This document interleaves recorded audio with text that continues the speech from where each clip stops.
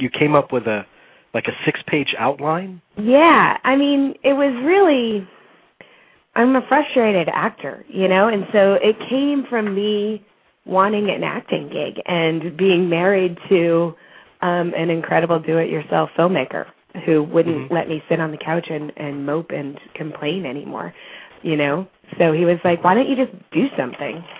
And so finally I did. I came up with this idea that it was like the one idea that had come to me up to that point that I could see from start to finish. And from there, I approached it really as an actor. It's the only way I know how to approach it. I've never done anything before. So the idea that was really exciting to me was to do this collaboration with really talented people. I had met Ben Kasalki, my DP, at a film festival the fall before we did this, and I had also met Nat Sanders at the same film festival and loved their work. Nat Sanders was my editor. I really loved their work, and I had this idea sort of going back to the Cassavetes way of filmmaking, which is just all getting just like-minded people together who all can agree on how to tell a story and then getting together and telling that story. And I think with a story that was as simple as the Freebie was, which is really just sort of examining this couple and this relationship, I thought it would be really fun to just find an actor that you could do that with and not give them all the meat of the story, just give them the guidelines and sort of let the moments happen as they will and see if we can make a movie out of it. So what we're watching on screen is largely improvised? It is all improvised. Okay. It was just a 6-page outline. It was really, the dialogue was Dax and I just talking. So I understand you did a lot of very long takes to try to find what the essence of each scene was. How did you know when you had it? How did you know when it was working? Well, really, the one scene that we did that the most with was the bedroom scene where we sort of conceived the idea of the Freebie. And I think that was, when I was sort of conceptualizing the movie, that was the biggest hurdle, I think, was to make that very believable for the audience, to make those characters very likable going into that.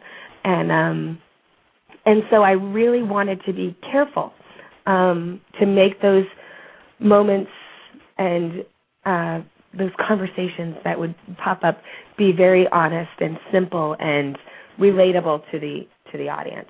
And so, we would go through and talk. We talked that shooting of that scene took maybe 8 hours of us just lying in bed and having this conversation sort of over and over and over again and letting it go, to all lengths and all reaches of where that conversation could go, and then really finding what we connected to the most.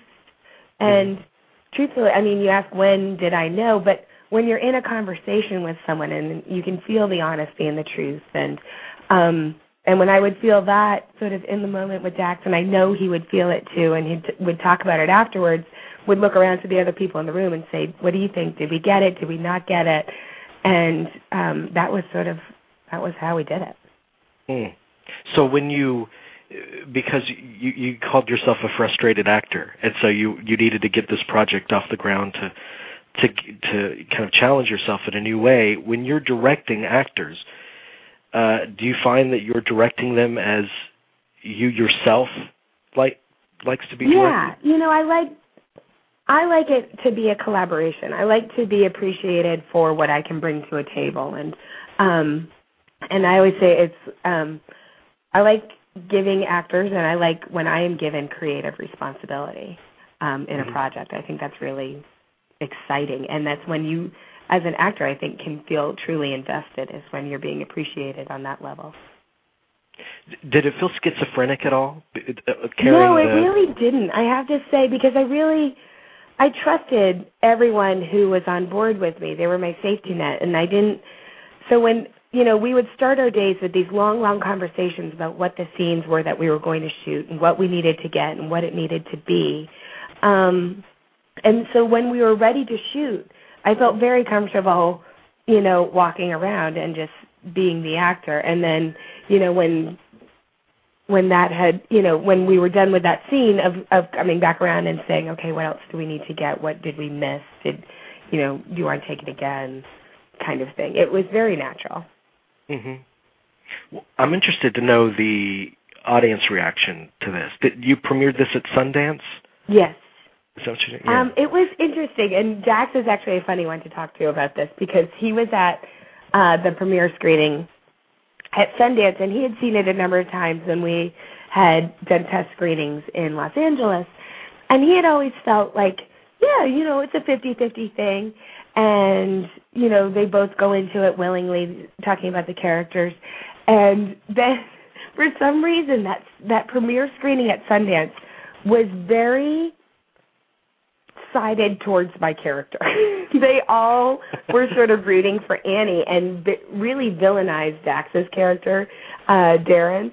And it was really funny. He was like, I thought I was going to get stoned walking out of the theater. He was like, the way people reacted, people were very vocal. They were like, no, he didn't call her that. No, he didn't do, talking back at the screen. It was really energized and exciting. And then, we screened again at South by Southwest, and it was totally different. Then Annie in Austin was, my character was a total slut, and no one can believe that she did it. And I have to say, like, screening it for different audiences, we're always getting different reactions. It's cool. I've called it sort of, it reminded me of those books when we were little, those Choose Your Own Ending books, because it can have, depending on sort of the direction that the audience goes in when they're watching it, they all seem to go together, and so it's a different experience every time. It always leads to great conversation, which that is probably what I'm most proud of with this film is I think that's a mark of a good movie is when people are talking about it afterwards and discussing it and arguing over what actually happened. And I think that's I was incredibly proud. I think so too. And what I was curious about is, and you seem to be saying it's not the case, is if it was kind of split down gender lines, like the women felt sympathetic towards you. You know what I find? I find it split down the lines of how people are in their own relationships. If they're feeling good and are very secure and happy, like they feel one way about it. If they are on the rocks or going through something really awful, they feel another way about it. And those are the lines I've found sort of trended through my screenings. Now, because there seems to be a question, I listened to the commentary the other night, too, on it, and if I understand correctly, there seemed to have been a question as to whether or not they went through with it. Now, did you mean for that? I mean, it is left, it's pretty ambiguous, not to be a spoiler, but it is, and that was a choice to make it ambiguous. I like the idea that the audience is sort of left in their shoes. Yeah. Well, that's the best. That's the best that you can hope for too. That an audience is left questioning and talking about your movie when they walk out of it. That's the dream right although there. I mean, then there are the audience members who hate that kind of thing. They're the audience members who get really pissed off and are like, "No, you need to answer the questions." But go see a Hollywood movie if that's what you want. They tie everything pretty. Yeah, that's right. So, do you have the directing bug now? Are you anxious to get back in the directing chair? It's so weird. I kind of. I didn't for a while. I did right after we finished because I didn't want our shoot to end. I loved everyone that I was working with, and my crew was so fantastic and wonderful. We really, it's the most cliched thing you can say, but it's like we really became this tight-knit, very close family, and I didn't want that to end. Where I started getting sort of sour on the directing was post-film festivals. I love taking the film out to festivals. I love screening it. I hated sort of the marketing of the movie and having to sell it and worry that people are going to come to a theater, and the theatrical part of it and the distribution was sort of, it put me through the ringer and exhausted me a little bit because I feel like that's when it stops getting creative and starts getting very businessy. But now that is sort of in the rearview mirror, now I'm kind of excited again.